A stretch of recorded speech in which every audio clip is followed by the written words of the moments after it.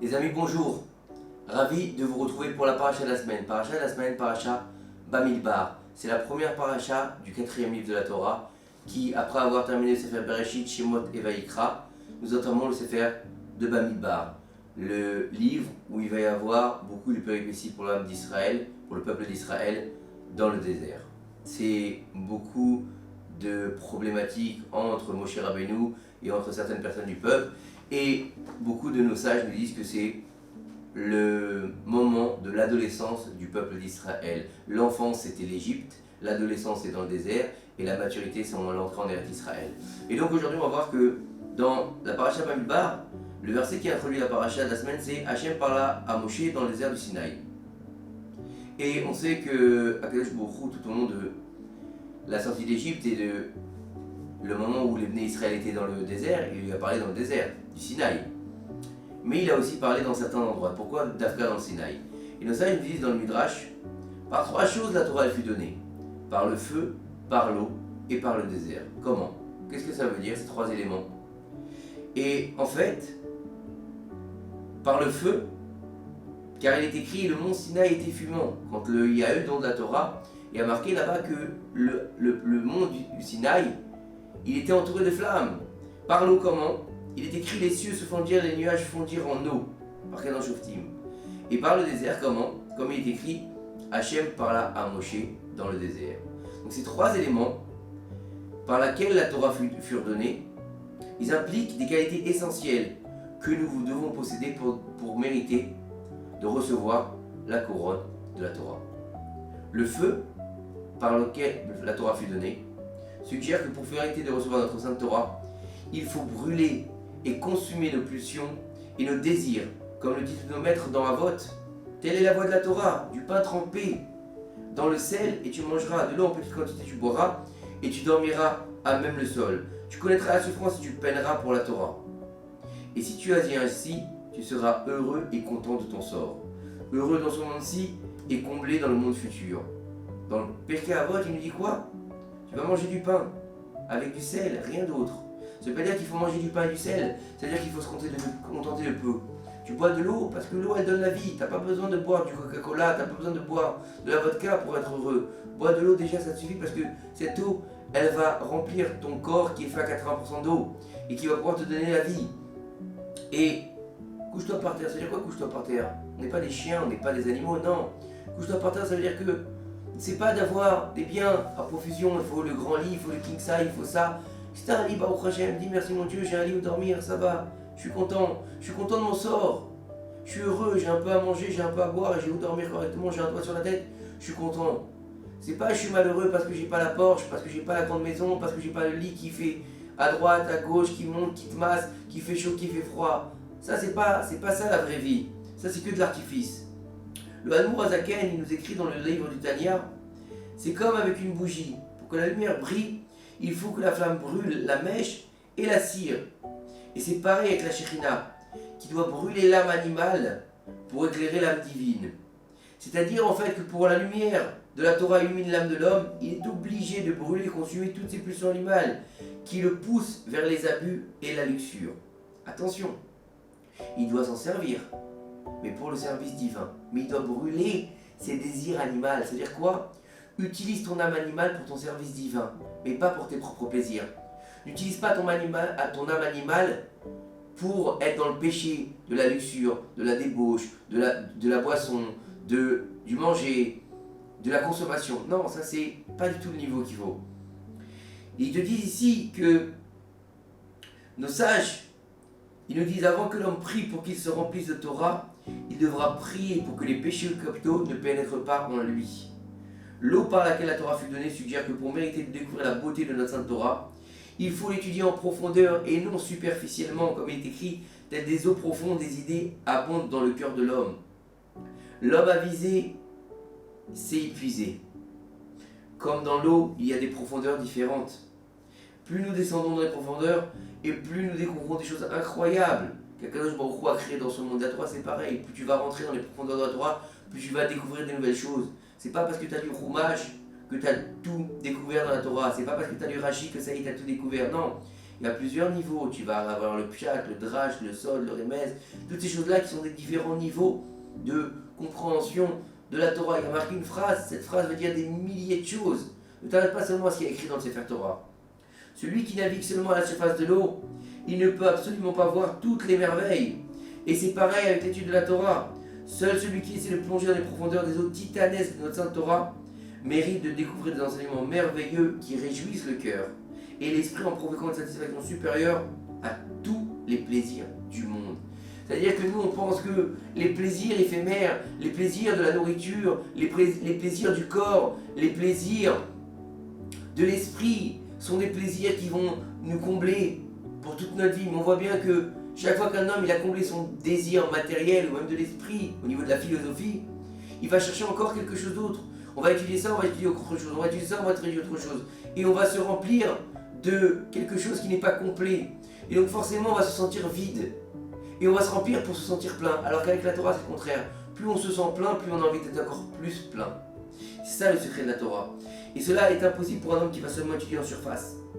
Le désert par lequel la Torah fut donnée suggère que pour accéder à notre sainte Torah, il faut abandonner et rabaisser son ego devant chaque homme, comme un désert abandonné et méprisé par tous. Donc il faut comprendre qu'on va avoir le feu pour brûler nos pulsions animales, l'eau pour aller dans les profondeurs de la Torah, et le désert pour se rabaisser. Si un homme se considère comme un désert, son étude se maintient dans sa main. Et sinon, son étude ne se maintient pas. De plus, dans la Gemara Sota, il est écrit les paroles de Torah se maintiennent que chez celui qui se considère comme n'étant rien. Comme quoi? Comme un désert. Je suis un errant, je suis désert, comme on dit souvent. Moi, chacun peut me cuisiner comme un désert. Chacun peut passer en moi. C'est pas un endroit qui appartient à qui que ce soit, le désert. C'est un endroit qui est abandonné. Il faut donc comprendre comme par là que la sagesse se trouve justement chez les personnes se considérant comme n'étant rien du tout. Tous les tzadikim ayant appris la sainte Torah de ces trois éléments ont mérité que leurs enseignements en Torah et leurs décisions halachiques soient révélés et diffusés au monde entier, en pénétrant le cœur de chaque juif, du plus grand au plus petit. Prenons l'exemple de qui? Du Ben Ishraï, Kodesh Kodashim, qui a mérité que ces paroles de halakha, d'agada, de connaissance cachée de la Torah soient acceptées avec confiance par tous les juifs de la diaspora. De plus, ces enseignements portaient des fruits qui perdurent encore aujourd'hui, bien des années après sa disparition. On parle du Ben Ishraï, parce qu'il était humble, il était simple, il a été jusque dans les profondeurs de la Torah, il a brûlé ses désirs animaux. Il est rapporté dans le Midrash, Bamidbar Rabbah. Il y a un exemple d'un homme qui tomba à la mer. Alors, le capitaine il lui a envoyé une corde et lui a dit attrape la corde avec tes deux mains. Et surtout ne la lâche pas, car si tu la lâches, tu perdras ta vie. C'est ce que dit Akadosh Baruch Hu à chacun d'entre nous, quel que soit notre niveau de Torah. Mon fils bien-aimé, accroche-toi à la Torah de toutes tes forces et ne la lâche pas un seul instant. Car si même un seul instant tu l'abandonnais, tu te noierais dans ce monde-ci et tu perdrais la vie. Et car la Torah est un arbre de vie pour ceux qui s'y rendent maîtres. S'y attacher, c'est s'assurer la vie.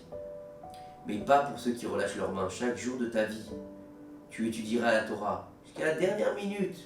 Et on voit que les gens qui étudient la Torah, même dans leur vieillesse et qui ont étudié leur jeunesse, ils atteignent la sagesse éternelle. Et ces gens-là, au lieu d'être séniles dans leur vieillesse, ils sont encore plus sages. Ils ont acquis la sagesse, contrairement à ceux qui regardent des séries, qui regardent des bêtises toute leur vie.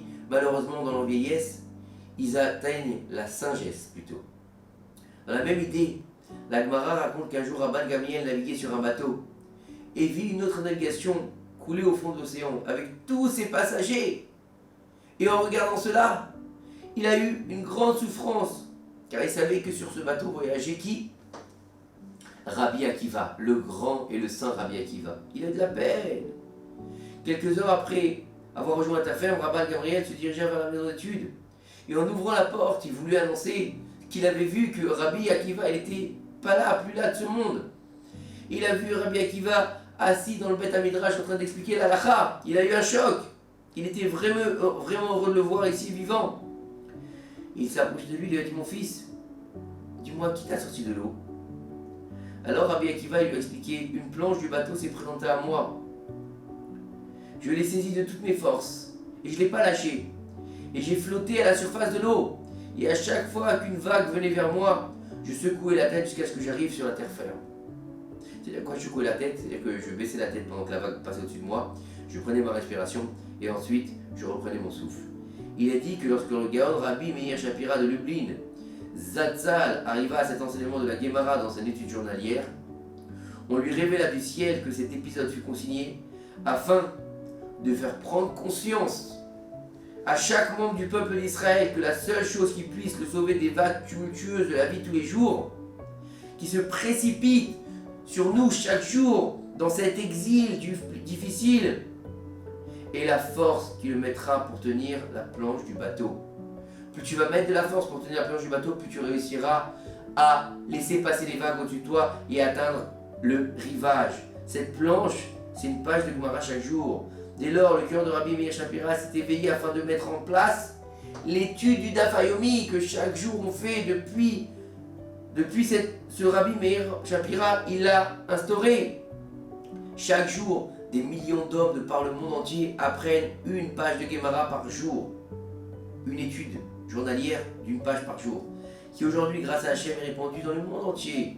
Il faut savoir que les personnes qui étudient les yeshivot, qui ont le mérite de prononcer des mots de Torah du jour comme de nuit, ont aussi l'obligation de ne pas annuler le rythme de leurs études pour des futilités.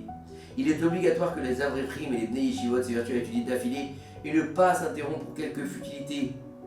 C'est une chose extrêmement grave, comme le disent nos sages, tout celui qui publie la loi de la Torah et qui s'occupe de vaines paroles mangera des braises ardentes. Pourquoi? Parce que s'il a la possibilité d'étudier la Torah et qu'il est en train d'étudier la Torah, il va s'arrêter pour dire quoi à son pote? Ah, hier on a bu un coup avec... C'est pas le moment. Dis-lui ça à la pause. Pourquoi tu vas lui parler de ça maintenant? Ah, tu sais, avec ma femme, on a été au nouveau magasin là-bas à Ashdod. Tu sais, il y a une super promotion. Mais Baba, t'es devant ta Gemara, c'est pas le moment de lui dire ça. Tu risques, tu fais du bitul Torah à ton niveau. C'est dramatique. Reprends-toi. C'est pas le moment. Notre Samet le Chazon Ish, il a dit à ce sujet dans une de ses guérottes: apprendre une heure et s'interrompre une heure, c'est l'édification du chaos, du néant et de l'absence. C'est comme semer et arroser avec de l'eau brûlante. C'est-à-dire quoi? Si on arrose avec de l'eau brûlante, les graines vont brûler. L'essentiel de l'étude, la constance, sans s'arrêter. Dans l'étude, la régularité, le secret de la sainteté. Celui qui fait des brèches dans son étude ajoute du vent. Le moyen le plus efficace pour être constant est de prier sur cela sans limite. Et nos précieuses femmes, où elles sont dans tout ça? Elles sont associées dans ce domaine, bien qu'elles soient dispensées d'études de la Torah et des mitzvot qui dépendent du temps. Elles prennent sur elles le fardeau de l'éducation des enfants et les préoccupations de toute la maison. Par cet investissement, elles permettent à leur époux d'avoir du temps libre pour étudier la Torah sans être dérangées. Pour ce grand mérite, elles reçoivent un salaire immense dans le ciel, comme si elles étaient allées elles-mêmes apprendre la Torah et réaliser les mitzvot qui dépendent du temps. Vous imaginez? Les femmes, sans avoir besoin d'étudier la Torah et sans avoir besoin de réaliser les mitzvot qui dépendent du temps, rien qu'en poussant leurs maris et leurs enfants à étudier la Torah, elles auront le mérite de recevoir un salaire sur ces mitzvot-là, sans rien faire. Pour elles-mêmes, bien sûr. Le mérite des femmes est incommensurable lorsqu'elles envoient leurs enfants et leurs maris étudier la Torah, que ce soit régulièrement ou même une fois par semaine. Des fois, on pense que c'est pas assez d'étudier par une fois par semaine, on va dire bon, bah c'est pas la peine, tu vois pas, j'ai une heure de temps. Vas-y, même une heure de temps, tu peux changer les mondes. Malheureusement, il y a des mères qui étudient dans les académies jusque tard le soir pour décrocher un diplôme. Elles ne peuvent donc pas recevoir leurs enfants qui rentrent de l'école. Elles leur donnent la clé, leur expliquent comment manger rapide, avec un micro-ondes, de leur apprendre de ne pas traîner dehors, de faire leurs devoirs, de se laver avant de dormir. Et quand elles arrivent, elles leur font un bisou, je suis exténué, au revoir et merci. Et en fait, ces enfants-là, ils doivent travailler 2 fois plus à l'école. Car il est certain qu'ils ne font pas leurs devoirs, ils ne sont pas concentrés, ils ont de mauvaises fréquentations, ils manquent d'hygiène, ils ne mangent pas comme il faut. Tout cela est dû à leur mère diplômée. Donc toute mère d'Israël, souhaitant que ses précieux enfants ne tombent pas dans la vanité et le néant, s'investira de toutes ses forces dans le futur de ses enfants, afin de recueillir des fruits sucrés qui enchanteront son cœur. Ben oui, parce qu'il faut savoir que la mère d'Israël, elle a un rôle particulier dans l'éducation de ses enfants. Pourquoi? Parce qu'un fils, il a plus tendance à aller vers sa mère, il a plus tendance à se confier à sa mère, ou une fille, elle a plus tendance à se confier à sa mère. Parce que la mère, elle a plusieurs casquettes, elle a une possibilité d'écouter chaque enfant différemment, alors que le père, pour lui, c'est plus difficile. C'est tous ses enfants, il les aime bien sûr, mais il n'a pas cette capacité adaptative que la mère a dans la plupart des cas. C'est vrai qu'il y a des pères qui sont comme ça. Aujourd'hui, les choses changent avec la nouvelle génération, mais il faut arrêter de transformer les choses en pensant que le père est une mère et que la mère est un père. Ça marche pas comme ça chez nous. Le père c'est un père et la mère c'est une mère. Et chacun il a son rôle, chacun il a sa définition, ils marchent ensemble, c'est ça un couple.